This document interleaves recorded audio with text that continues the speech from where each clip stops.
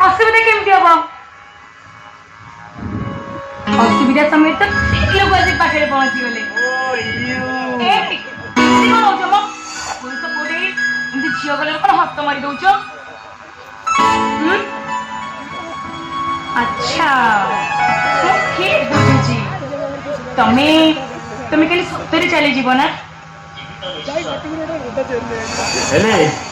तुमको छाड़ी जीवाई कौन नाई दीपक नाई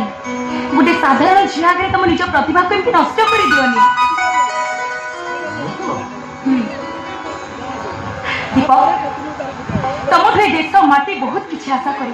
तुम हूँ देशर वीर जवान आ माटी माँ को रक्षा करवा तुम हूँ जीवन मूल मंत्र तुम कौन बुझीपार न देशर रक्षा कवच तुम हाथ में दीपक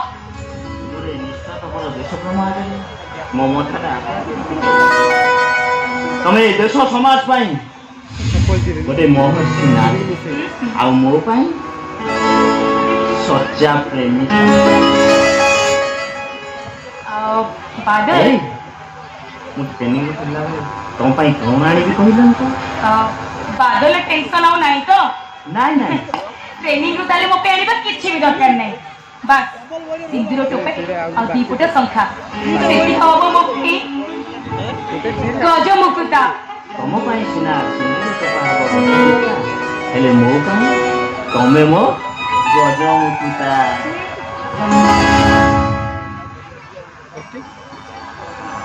कला बेलो किछ कहबनी